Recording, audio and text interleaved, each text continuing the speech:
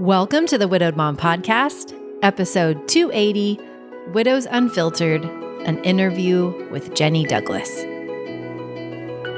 Welcome to the Widowed Mom Podcast, the only podcast that offers a proven process to help you work through your grief, to grow, evolve, and create a future you can truly look forward to. Here's your host, Master Certified Life Coach, Grief Expert, Widow, and Mom, Krista St-Germain. Hey there, welcome to another episode of the podcast. You get to meet the amazing Jenny Douglas today, and I know you're going to like her story. It's going to resonate with you. I've coached with Jenny for a long time. She's an amazing human. You're just going to love her. So I will not bewilder the intro. We'll just jump right into it. So I hope you enjoy my interview with Jenny Douglas. All right. Welcome, Jenny Douglas, to the podcast. I'm glad to have a conversation with you. It feels long overdue. I know. Hello. I miss you. Yeah. Oh, same. So instead of me introducing you and doing a terrible job, let me let you introduce yourself. Tell listeners a little bit about Jenny.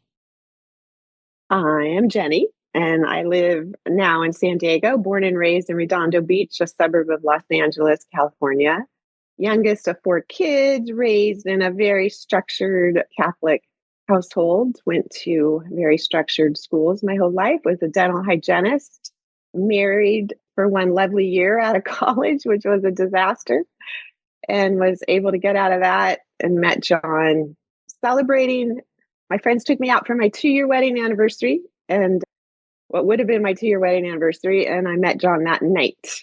And that was June 8th. And as we go through today, you'll see why June 8th was like such a big deal. So I'd gotten married on June 8th 2 years before. I met John on June 8th, and John passed on June 8th, 34 years later. So kind of a weird date for me.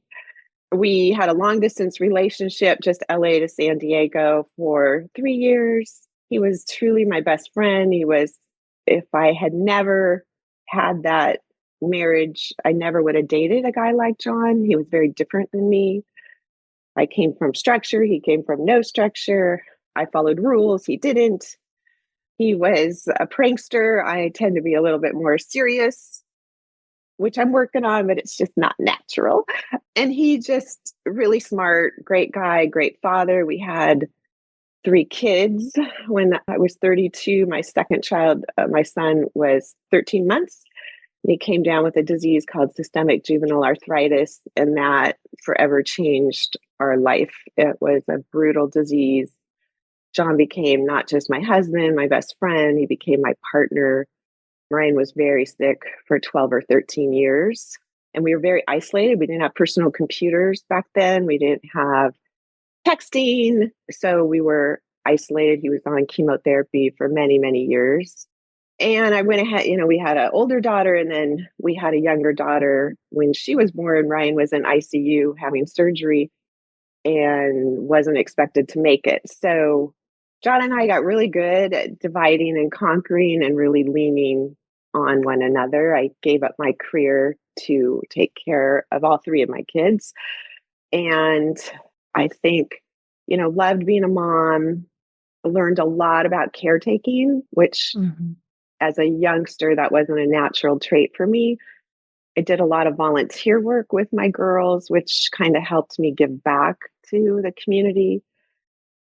And then at the time John got sick, John and I were brand new empty nesters. So kind of a wham. And then he got sick. That January, I had a need to go to Hawaii. My parents had a house in Maui, and I hadn't been back since they had passed away many years ago. And my mom always went on the big island, on an island of Oahu. She always went to this one hotel where you could watch dolphins. And I, for whatever, woke up on a morning in 2018 in January saying, I just need to go to that hotel. And John's like, we can't, timing's not right. I'm like, no, we're going, that was so out of character. We went, it was our 29th wedding anniversary. We hung with the dolphins, and that was probably the last time I saw him smile because he developed a blood clot in his ankle. He had a miserable trip. He had been showing signs of anxiety. His personality was kind of starting to change a few months before that. We got home. He went to the orthopedic. It's a blood clot. They gave him a boot. He was out by the mailbox. He didn't feel well. And our neighbor, who's a lung heart transplant doctor, who's never home ever, the guy works so much, happened to be outside. And I heard him yelling and I ran out, and John was having a stroke. So the blood clot had gone to his brain. Mm. And that started the roller coaster. He had brain surgery. During brain surgery, they found out he had cancer. He woke up from brain surgery. His entire personality had changed. He was a hugger. He always told me how amazing I was and how much he loved me. That person just didn't, that person was kind of gone. He was serious. He couldn't read anymore. He couldn't really see much anymore. He couldn't drive. So I feel like I kind of lost John twice. I definitely lost him that day in a certain kind of way. And over the course of a week, we found out it was stage 4 lung cancer, which came out as a total surprise. He was 57, super healthy. He ate organic his whole life. He exercised every single morning. The guy rode his bike. He was a surfer. He went to the gym. He always weighed 175 pounds, never more, never less. So it came as a big surprise. And he had a pretty tough 11 months, went to his brain, and really he just had a really tough 11 months. He had a really peaceful, beautiful passing. All his kids were there, his family, his friends. It was a beautiful passing. And he died 34 years after I met him on June 8th. Wow. And that's what got me into meeting you. So Yeah. it was a crazy, crazy road. And what was the distance of time between when you felt like you lost him the first time and his, personality changed so much and when he actually died? I think it was about 8 months because Yeah. I remember my younger daughter saying, "God, you guys are bickering." And I go, "We don't bicker." And then I started to pay attention going, "We bicker about everything." And at 28 years of marriage, we did not bicker. That's what I loved Mm-hmm. about him. It was just a very easy relationship. And things just kind of bothered him and he couldn't sleep. He started to drink more. And then we bickered about that because he wasn't really a drinker, which after talking to the oncologist, he says, first off, blood clots can be a very big warning sign of Mm-hmm. metastatic cancer, which I had never heard of. Anxiety, especially the cancers that are kind of central to the body, Mm. anxiety can definitely take over. So his family had anxiety, like his dad and a sibling have, I would say, kind of severe anxiety, genetic. And I thought, oh, he's just turning into his dad, or, he just has that Mm-hmm. gene. But it turns out it really probably was the cancer taking over. And the counselor tried to explain it to me, whereas normally, if you have a little bit of anxiety, your body is healthy and your body can help you. You have tools, it can help you handle the anxiety. But when your body now has to fight cancer, it just can't help you. So Mm. now it's so busy fighting the cancer that it can't really help you. And that, whether that's true or not, it sounded true to me. And I do kind of think that's what happened with him. Mm-hmm. He just couldn't do it anymore. Yeah. What kind of support did you have during all of that for your mental well-being? None. Yeah. None. I had a few neighbors. They would try to walk my dog for me. I had a golden retriever Yogi at the time, but Yogi wouldn't go. He was John's dog. He wouldn't ever go with anyone else. And they would make me some meals. But John, how it affected his brain is he could not leave me.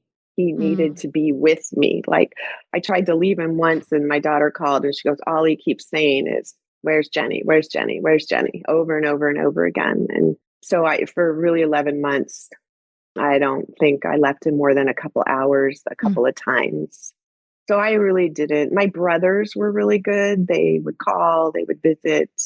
And I had some friends that were lovely that tried to help. But as you know, there's just not a lot other people can do when you don't sleep and Mm-hmm. you can't really eat properly. And I was gaining weight because I had been eating gluten-free, dairy-free, all the stuff and working out. And then, that came to an abrupt halt. So yeah, I didn't feel great. And then I remember one night laying in bed just going, what the heck just happened? Like, Mm-hmm. where am I? How is this happening? And you just Yeah. took one day at a time. That's all I could do. How long was it for you until you kind of started getting some footing again after he died? Well, a couple days after he died, I was blessed with an amazing counselor. I mean, Good. really blessed. Mm-hmm. She's a lot like a coach. And she, that first year, really helped me. But it's funny you use the word footing because I used to run track and would do the sprinting. And my daughters and I were just talking about it during the Olympics last week, that when I would do that relay race, I always felt like my feet weren't on the ground, that as I ran as fast as I could, my feet were never hitting the ground. Mm. And I said that's sort of how I felt that first year or two after John died. I just didn't feel like myself. I didn't feel like my feet were on the ground. I felt like I was trying to ride a bike with, like without an arm and without my right arm, without my left leg. Like I was just totally out of balance Mm. going down a road. I really struggled with the tunnel. And I think one of our very first coaching calls was the black tunnel. It was so long and so dark. So I think for me, really feeling Jenny again was Mm-hmm. probably year 3. So I'm year Yeah. 5 now. It took me a long time. I think I had complicated grief. I think I never was able to grieve my mom dying because, one of the situation, my dad found a girlfriend right away, got married right away. And I just never really was able to process all of that.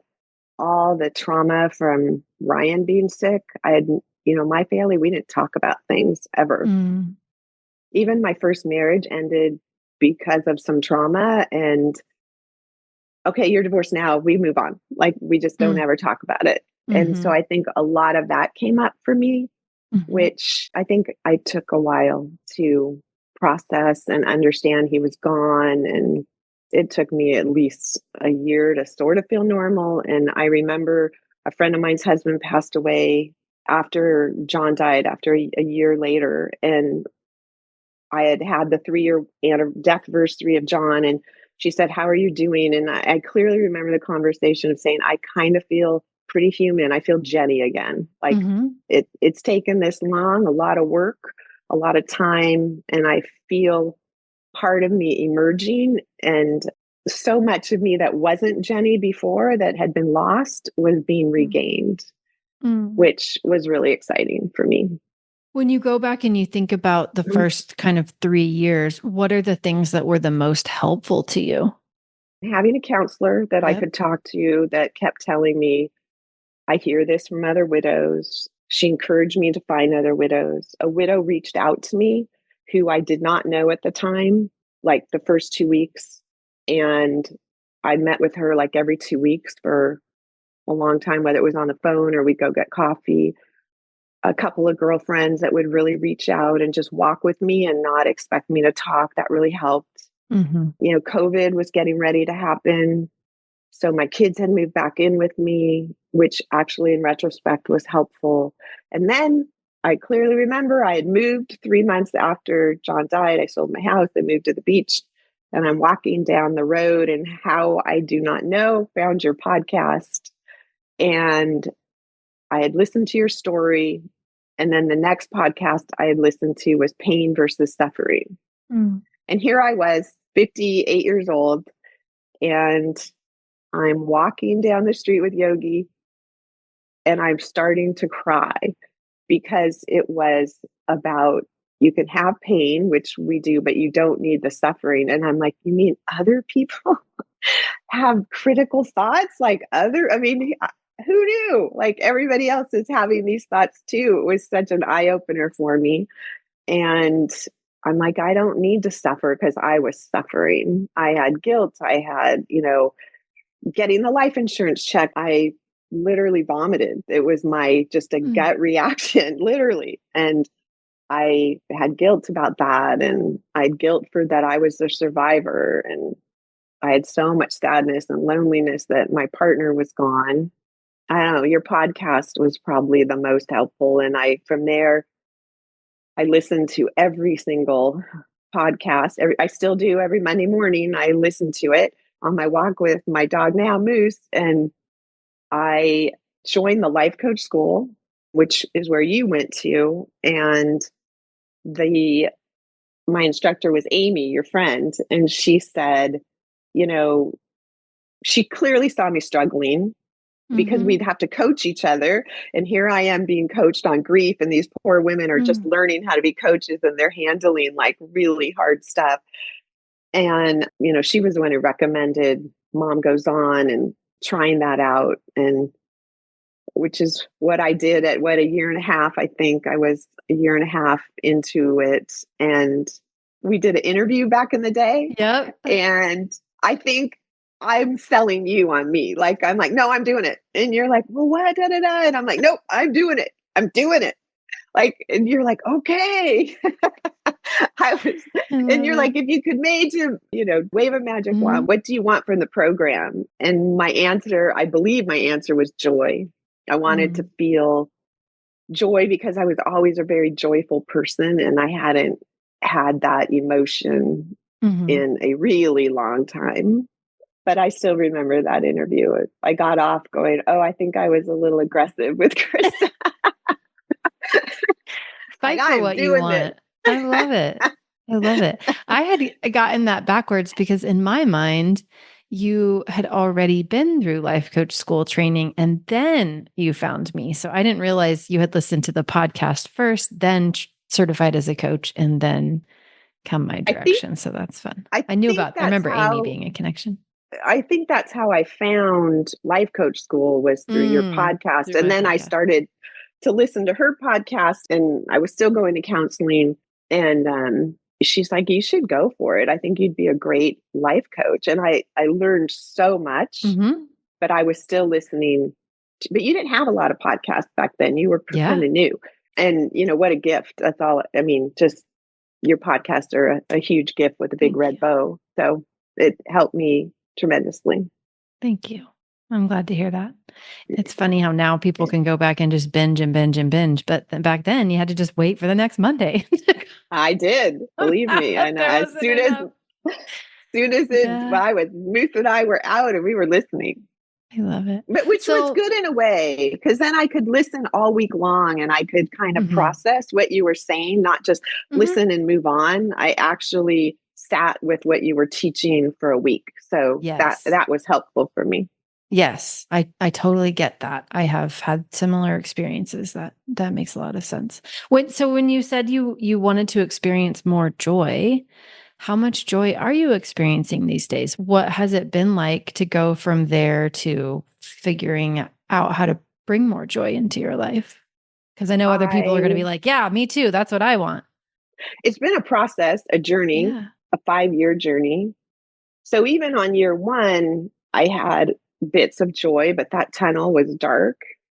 Just really going through your program, one, listening to the other women and going, okay, I'm not strange. I'm totally ordinary like them. We are all experiencing very similar things, even though they're very different. That helped me like, okay, I'm not weird. I'm not doing it wrong. That whole, I got to do it right. I'm definitely I got to do it right kind of person. Yeah. And I think I've been able to really let that go. Grief was going to be over on day 366 and that didn't happen. I also gained, I think one of the things that has helped me with joy is I wrote a list of what kind of things do I like to do. And I did a lot of self-coaching on who am I. And I would just say, okay, today I'm having a bad day. I'm just going to sit with it and that's okay. And I have 100% confidence that tomorrow or the next day, I'm going to do it because I've been doing it for the last couple of years. So I think I have that that muscle confidence that I'm going to have a good day again. And then I just slowly built. I was thinking about, this is the one thing I did when I knew I was going to be on your podcast. I did sort of think about, there is a statue. I know you've seen the bronze statue of the person sitting. It has a big, like, square hole. Have you seen that? It's The been on grief Slack. one. Yes, The I grief have. one, and it's a big square hole. And Yep. and it has a poem that goes with it. And as much as I love that, I'm like, no, that isn't what I want grief to be. Mm-hmm. And so Moose and I were walking down in town, and there's these beautiful mosaics on the sidewalk. And I happened to see the bronze statue in Slack that day, and in the Mom Goes On group. And I looked at these mosaics on the same day, and I go, that's what I want grief to be like. I want to put my mosaic in the middle of the hole where there's cracks, there's still holes, there's big spaces, there's little spaces, there's things that match, there's things that don't match. And that is my visual to this day. Every time I go down in the street, which a couple times a week, I see the mosaic and I go, that for me is my grief. And my joy comes from all the work I've done and doing fun stuff and my joy comes from peace. I'm very at peace with where I am right now, which has helped. It took me a long time and a lot of coaching, as you know, to get there. So I like to travel. I get joy from traveling. I get bummed out when I come home, and I know that, and I know it will always get better. So I allow feeling sad when I come home. Even before John died, we would travel somewhere and I'd be sad when I'd come home. I get sad around holidays. I've done some of your holiday classes, which have really helped. I just allow the sadness and then I turn it off and I turn my focus to, okay, I want joy. This is what I choose to have along with the sadness. I know many of your guests have said the word and. I mean, that you have a podcast on that. It truly is my favorite word. I have it calligraphied in my closet, so I see it every day. And I've learned that sadness and joy can coexist, and I hang on to that. I think that's really important for people to hear too, because it's so easy to think, well, I want more joy in my life, which we then make mean I'm not sad, when in reality, that's not what it's like to be human. Oh, we can create more joy, but let's let sadness be there too. Definitely have many moments of sadness. I've learned, you taught me this, how to be very comfortable being uncomfortable. And that is sort of my motto. I'm going on a trip in 2 weeks all by myself internationally for my very first time. And I'm like, I'm going to be really uncomfortable, but I'm just getting good at it. Yes. And then I'm meeting 3 women who I don't know, and we're going to Morocco together. And I'm like, going to be uncomfortable there too. Amazing. But I'm ready. I'm just ready to do it. And I don't let it stop me. And it's just that, I don't know, it's just part of me now. And I'm not scared of it. Yeah. And I think that's the difference. When I started this road, I was never allowed to feel a feeling growing up. You were weak, you just didn't do feelings. It was generational. It was also how I was raised. And through even the first 2 years of doing your coaching, I did Mom Goes On, and then I've done your master's for a long time. And, I was a coach also, and I thought I was doing great with feelings, and I'd fill out my workbook, and then I think we started a class in January. You and we did a goal setting class, and I'm like, yeah, I don't really do feelings. I'm just fooling myself. And so I got real, like, okay, you're doing feelings. So what was the difference? Like, how were you onto yourself that you weren't quite where you wanted to be with feelings? And then what did you do? Well, you loved sharing with me that I'm a doer and I live in action. So I could have a feeling and then I would do something about it. And that feeling would be better. But the feeling still was there a month later, a week later, a day later, whatever it was. I never got to the core part of it. And so you challenged me. I think we started with nutrition and health was my goal. And you're like, yeah, Jenny, I don't think that's really your goal. And so I think through that 5-month period, what I learned was to feel worthy of health, feel worthy of love, feel worthy of me, because I'm a caretaker. That was my label. I'm everybody's cheerleader. Yes. That was my role in my family growing up. It was my role in my family with John. I was Ryan's biggest support, his advocate. I have a daughter with some learning disabilities. I was her advocate, and everyone's cheerleader. You know, John had his own business. I was there for him, and I never knew how to be there for me. So when he passed, it all came crashing down. I was an empty nester. No John. I used to play tennis, but I got injured when John was sick. He fell on me. It injured my arm, so I couldn't play tennis anymore. So the three things that I could do to take away my feelings were no longer there. And I had to rebuild. I think I started at zero and I had to rebuild. And I did all your workbooks. I spent a lot of time going back through the workbooks, listened to podcasts, and just said, now's the time for me. And how did I start feeling? The feelings, you taught me how to tap, and then you taught us kind of how to tap maybe at a deeper level. And I was committed, and I still do it twice a day, tapping every morning, every night. And it would just bring things up that I had no idea were even there. Yeah. Yeah. It can open a lot of doors in that way. It opened a lot of doors. And since that time, I'm like super into health and nutrition coaching. And it's like all the stuff I struggled with buffering, with trying to do to take away the pain is just like gone now. I mean, it hasn't reared its ugly head for me, whether it's eating or drinking wine. It's just, I'm very at peace.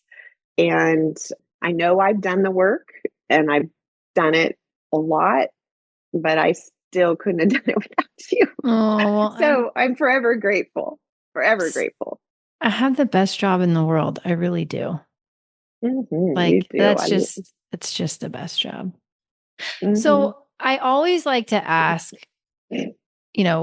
so that other listeners can benefit from what you've learned through grief. Like, if you could go back and you could talk to yourself in early grief, or you could talk to someone else in early grief, what would you really want to say?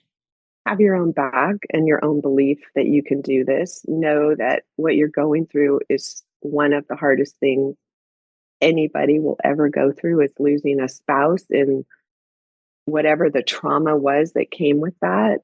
And, give yourself grace. I know we talk about loving yourself and we talk about giving yourself grace.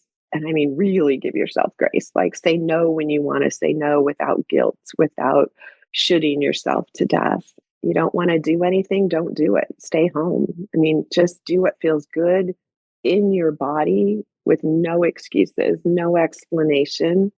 If you can find your podcast, please listen to Mom Goes On podcast, because Widowed Mom podcast, because there's so much information that is now out there. And Krista, it wasn't out there a few years ago. What did you know about grief before you went through it? My mom died when I was 42, and then I cried. And then I was trying to take care of my dad, and Ryan was really sick, and nothing. I mean, my dad just got remarried. That was grief for me. You don't talk about it. You miss her. Like I said, I think I went through the grief with my mom after John died. I think I did it all together. You just kept moving on. A neighbor boy had passed away, who was a very good friend of my son's, a really wonderful human being. He died in his early 20s, and you didn't know what to do. You didn't know how to reach out. You didn't know what to say. And so what do? You don't say anything. And I think I just didn't understand grief. That's why when it happened to me, and, people think 366 days, you're better, or you get over it. And all the other things that people say, oh, you'll get married again. You're great. You're beautiful.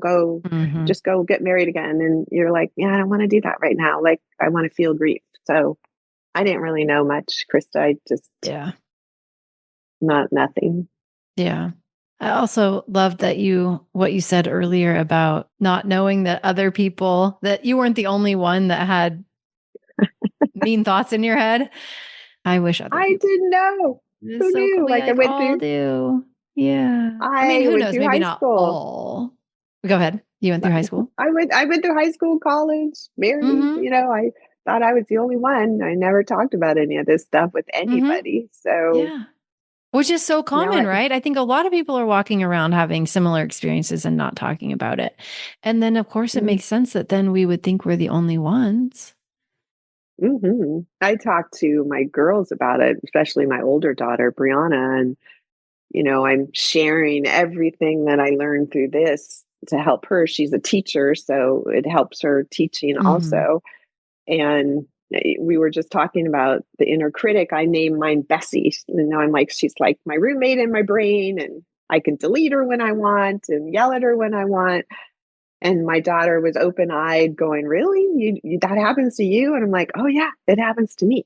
It happens to Mm-hmm. all of us. You're not alone in that one." So, Yeah. So what's next for you?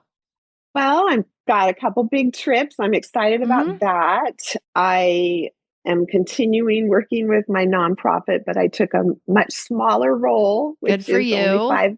only 5 hours a week, and that is leadership training for young girls, and I love Mm-hmm. that. I'm still going to coach. It's just word of mouth. I coach about 10 people right now, and it's started as a couple widows, but now it's really women, young girls, high school and just out of college. And I really love that because I learned a lot when I went to college and, had a bad marriage and then had a very successful marriage. So I really enjoy that. And I'm hoping in the near future to really dive into nutrition and health coaching, which Mm-hmm. I'm finding is my passion. Mm-hmm. The two things that have given me the most trouble in my life have been weight and widowhood. And Mm-hmm. those are the two things I want to give back. And Yeah. I really do make a point if there's a widow I hear about from anybody in the San Diego area, or even via phone, I call and reach out, because that was the one thing that I will be forever grateful, was the woman that reached out to me and she didn't know me. How did she get And your information to even reach out? she was a friend of a friend, and she was young, and her husband had passed away 2 years before John. And she didn't have, she was young when it happened. She was 55, which, as you know, because you were very young, there just aren't a lot of people. Well, we Yeah. don't think there are, but there actually are Mm-hmm. a lot of people, but we just don't know them. A lot of Right. widows. So that I have done that. I probably talk to a new widow a couple a week, I love it. and then just get them on your podcast and get them going so that they don't feel so alone. Everybody could do that. Like, you are a coach, but everybody could do that.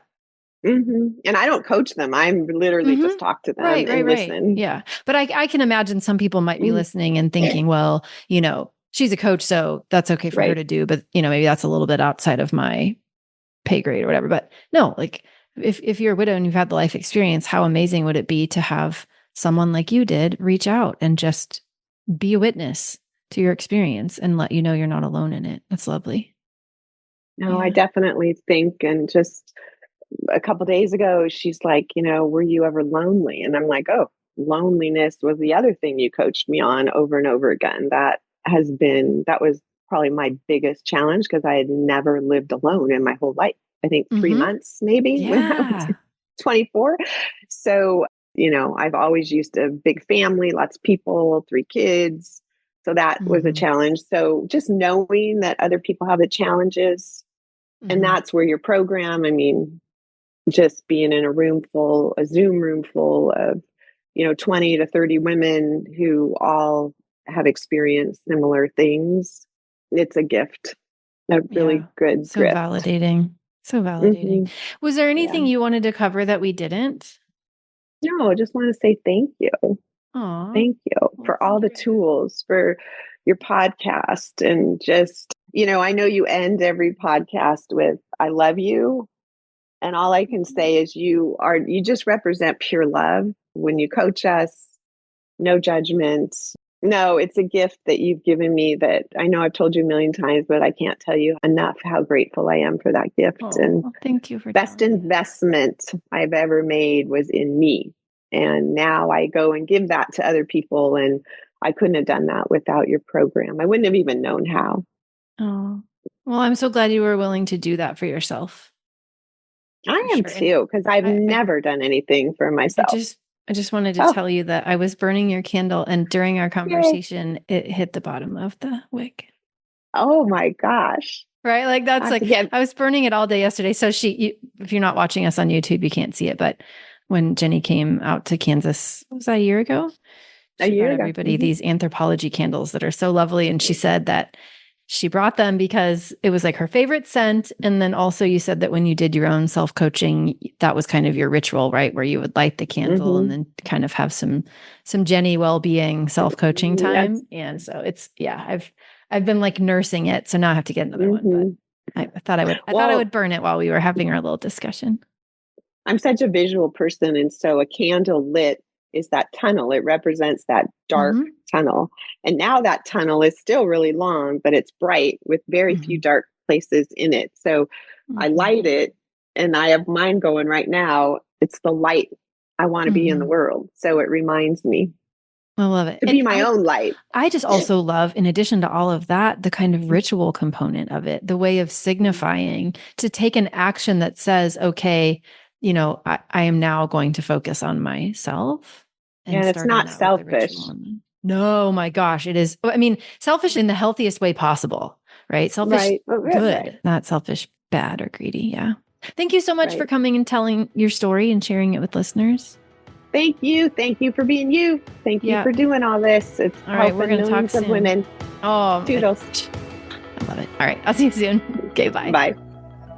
If you like what you've been hearing on this podcast and want to create a future you can truly get excited about even after the loss of your spouse, I invite you to join my Mom Goes On coaching program. It's small group coaching just for widowed moms like you, where I'll help you figure out what's holding you back and give you the tools and support you need so you can move forward with confidence. Please don't settle for a new normal that's less than what you deserve. Go to coachingwithkrista.com and click Work With Me for details and next steps. I can't wait to meet you.